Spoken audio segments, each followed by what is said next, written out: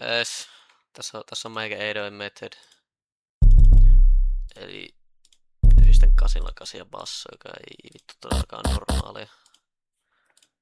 Sen tarvii tämmösiä lyhyitä dose bassoja, eli tämmösiä vitun basickejä.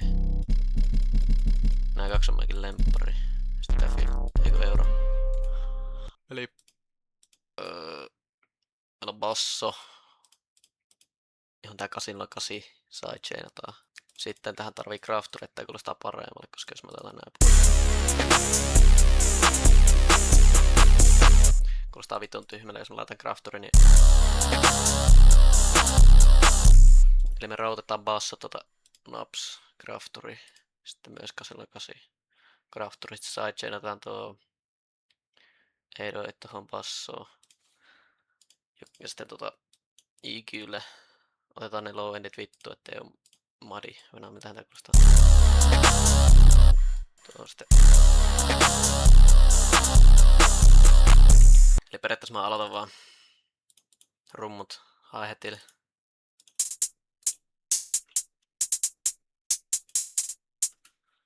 Mikähän vittu tää on?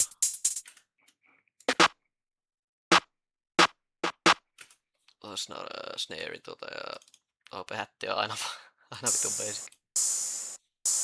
Joo. Sitten nää kaksi. Eidoit on tommonen. Ja tommonen peruspätterin laitan tähän.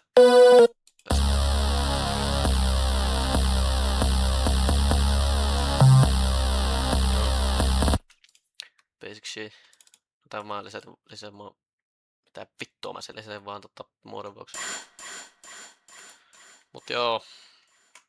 Perus paska. Eli suosittelen hommaan tää Japani Saturation Multikitin. Täällä on tämmösiä dose. Ja tämmösiä vitun lyhyitä tämmösiä basickejä. Sitten tämmösiä normi paskaa ja semi basic kitti. Mut joo, sit mä suosittelen myös sitä Space Sound Kitia, jos sä teet semmoista raketai hyperpop paskaa, niin täällä on tämmöstä vittu outoja ääniä tälleen. Joo. Täpsi. Niin perkele, unohdin näyttää, että meikä masteri. Oho. Jengi on varmaan sulle mitään vittua. Helvetti. Mulla on täällä stereo control. Reellisesti ei mitään mitä tää tekee, mutta tässä on settingit. Tämä on ainakin muuttanut.